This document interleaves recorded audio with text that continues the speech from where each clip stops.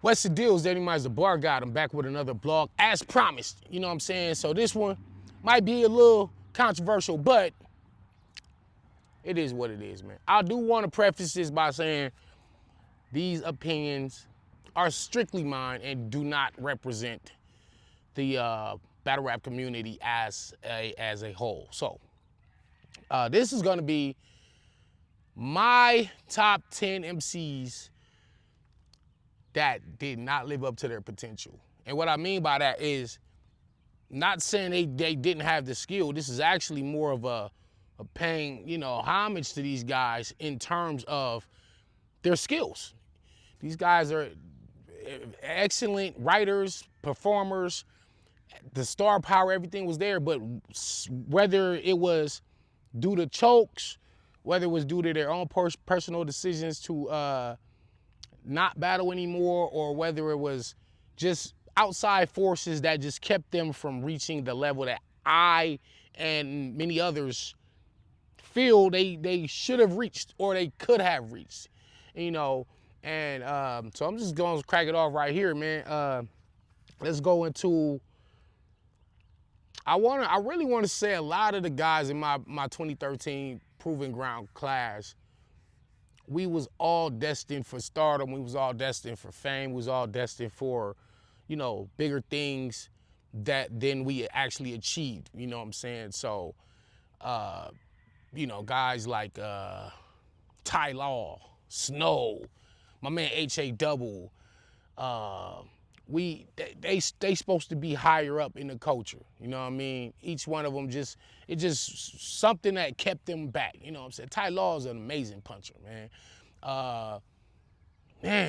Few other guys that actually made my top 10 from the 2013 PG class. So, and also, I also want to bring up two of my brothers, man. I feel like Chess and Twerk could be bigger than what they are now. And listen, these guys are two of the most phenomenal battle rappers we ever seen. I do feel like a lot of the stumbles and chokes kept them from being in the GOAT talks. And the crazy part is, despite the chokes, they still are in those conversations. But it would be absolutely no doubt about it. It would absolutely be no doubt, no question that Chess and Twerk would probably be the Mook and Lux of this era had they never choked. And I mean, we could say that about a lot of women and men, you know what I'm saying, as far as if they never choked, where would they be or how would they be viewed? A lot of these people will be viewed as absolute GOATs, man. Like, I want to take my brother Beat Magic. He's still one of the best punchers ever. I feel like if he never ever choked and got all those bars off, damn, bro. Between him and Nitty, a couple other names, like you talk about best puncher ever. Like, also salute to my birthday sis, 40 bars. She's already regarded as probably, one of the best writers ever. And then when you just categorize it with strictly women, she's, between her, E Hart, Jazz, like these are like the GOAT writers, right? I do feel like if she never ever choked, she would be, man, like the potential was really there, man. So let me see some other honorable mentions. I want to go with Black Mugga out of Philly. I also want to go with Black Heart Adonis I think he was from Connecticut. Black Mugga was so crazy. He's still fire, but again, he didn't take off how I felt like he should have. Black Heart Adonis kind of just stopped battle rapping. Also, I don't know if y'all remember Joe, white boy that battled Holmesy. Like Joe, he chose, like, I think he had like his job, something about he chose work over battle rap, but his potential was through the roof. You saw Joe, and I mean, come on, just a regular name, Joe. And this dude was so phenomenal. Y'all go watch Joe versus Holmesy if y'all don't know what I'm talking about. Man, there are so many names. I even feel my man Prez Mafia also would be higher up. Just, you know, just the little controversy he had got into. That kind of kept him from going, because Prez Mafia kind of had the star power, man. I might have to do a whole separate blog about my PG class, but let's get into the top 10. I ain't gonna keep y'all forever, man. At number 10, Adi Bourne. Man, Adi Bourne was he was poised to be the star one of the stars out of my class.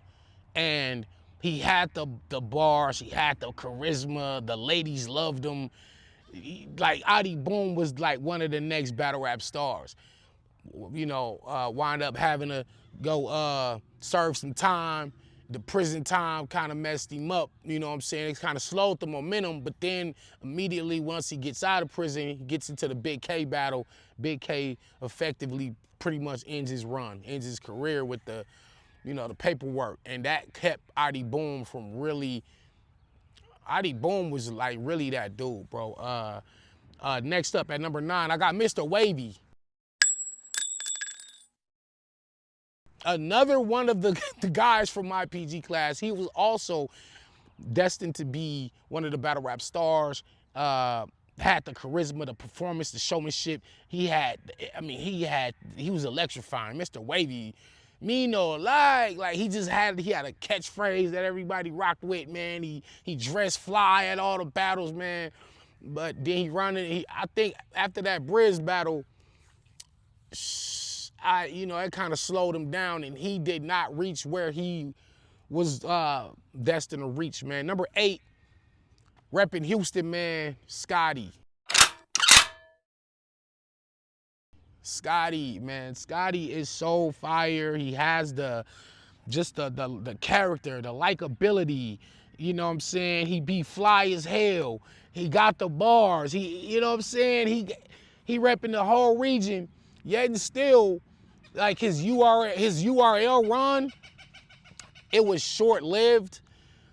And Scotty just, and not just saying you have to be like have a crazy career on URL to reach your potential, but I still feel like he fell short of his own battle rap aspirations and dreams, and then he kind of went to the business side. So shout out to him, Houston Barcode, Beretta Blaze, and everything they got going on.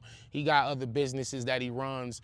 He owns some stores, so he just kind of became, I think he already was successful when he came into battle rap, but I don't think battle rap was his first passion priority, and that kind of kept him from being where, because Scotty was supposed to be like a star, especially when you consider coming out of the South, where you got, you know, Chef Trez and Briz, T-Top. Like, Scotty was supposed to be mentioned with them. So anyway, let's see who's next up. Ah, man, number 7, J Rail. J Rail repping Michigan. Another MC from my class, 2013 PG class, man, J Rail. And I remember Norbs called me when he booked me to battle J Rail.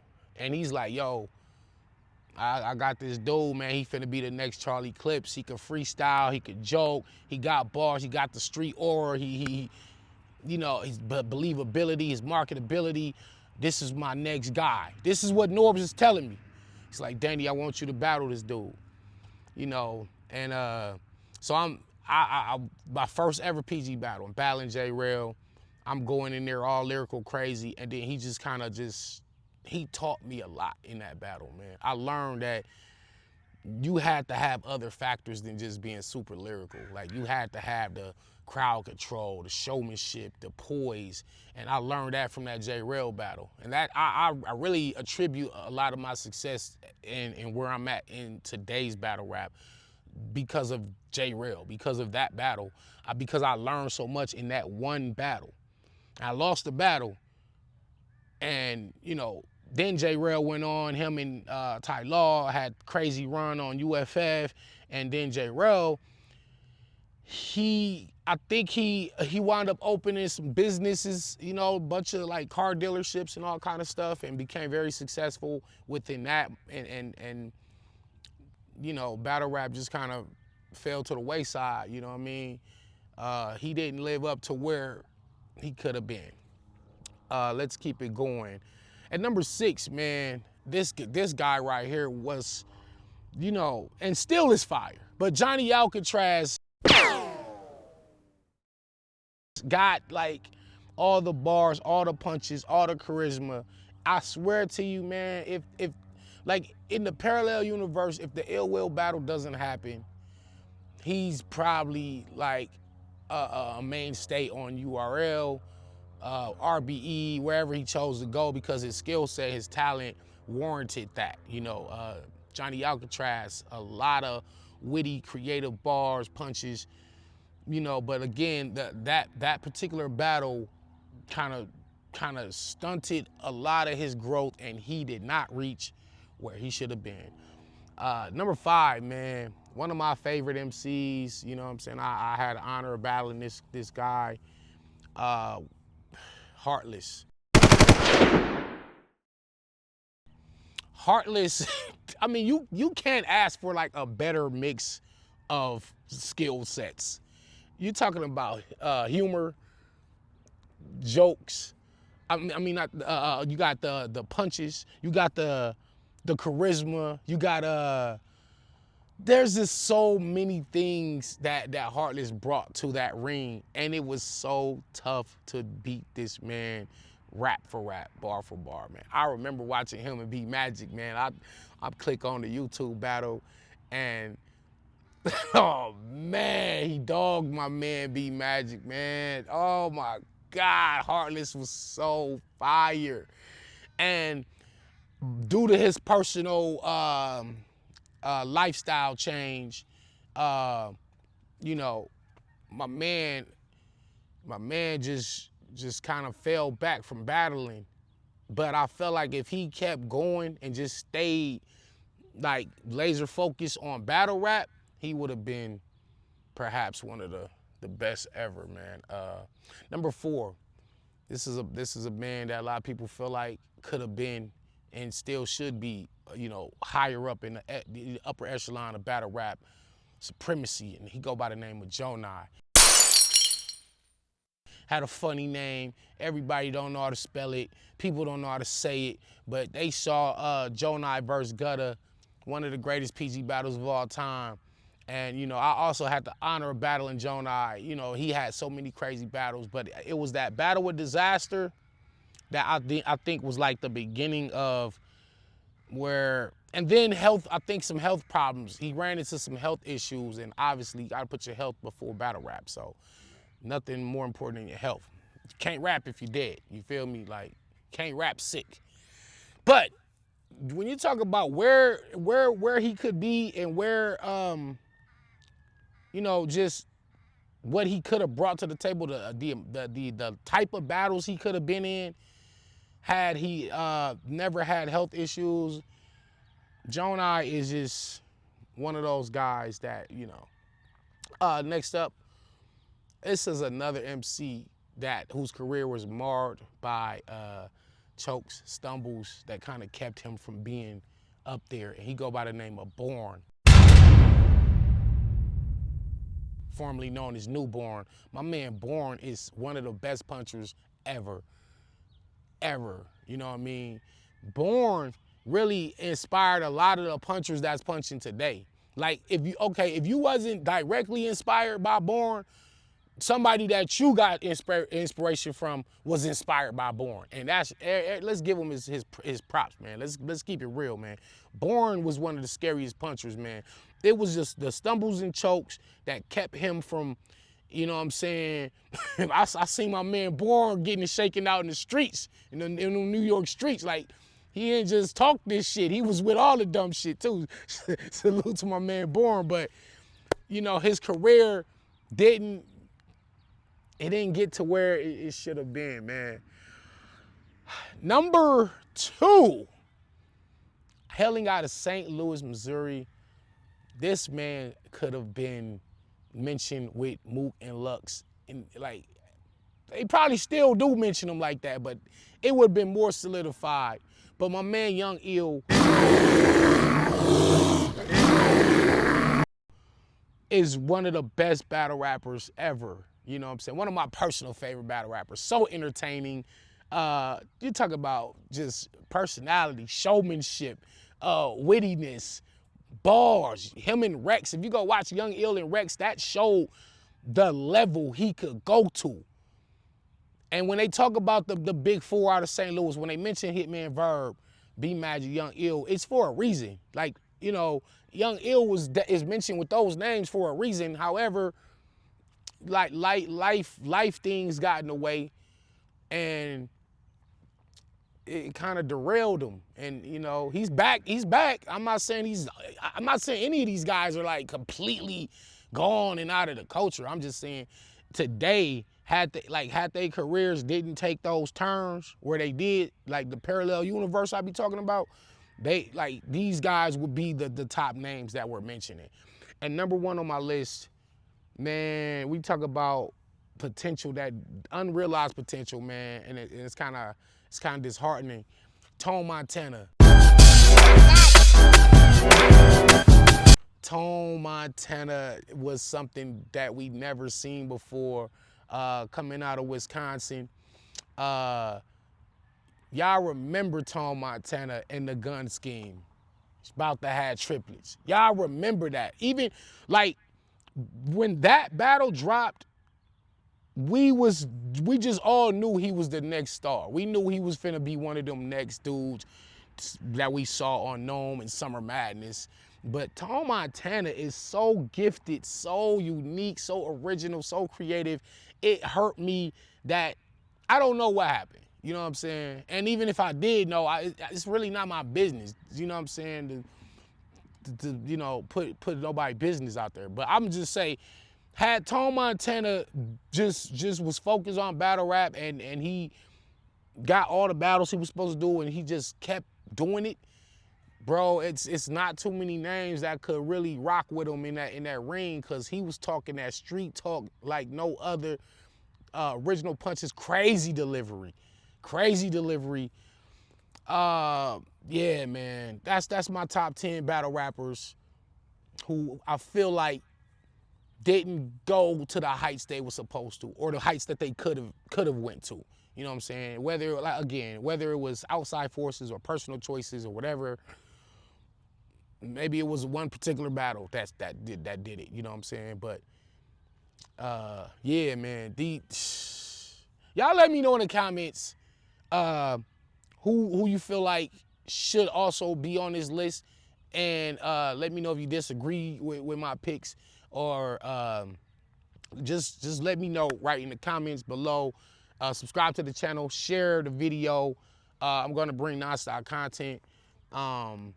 Next blog, who were the biggest stars ever in battle rap, and why is it so difficult to become a battle rap star? Because it's only a handful of men and women that we can honestly say lived up to star status. You know, and we're gonna break down the difference between a popular battle rapper and a star battle rapper, you know what I'm saying? And why it's so difficult to get to that level. Because there's a lot of people that was almost there, and anyway, subscribe to the channel. Let me know what y'all think, man. More content coming. Please rock out with me. I'm Danny Myers, Bar God. I'm the goddamn go to this shit.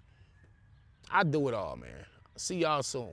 Peace. The sun is down, my fiends purchasing the PM. Write these verses for my people, find a purpose if you need them. And I watch for cops, I close the curtains when I see them. At this time I'm not in jail, but I'm still searching for my freedom. And I might be the new Mozart or Bogart. I'm light skinned but the flow dark. I like tens but the full spark. Shoot him and leave. Chuck said, Danny, all you gotta do is believe. But they wanna take me from my beautiful seeds. They won't get it to a few of them bleed. I do them and leave. Got 2 in my sleeve and 1 in my sock. Unbeknownst to me, hater niggas wanted my spot. Then I learned that selling rocks is cruel times 10. Put R in the word thing and you'll find friend. Niggas wanna see the cool times in. However, Danny boy driven by the fuel in my pen, nigga.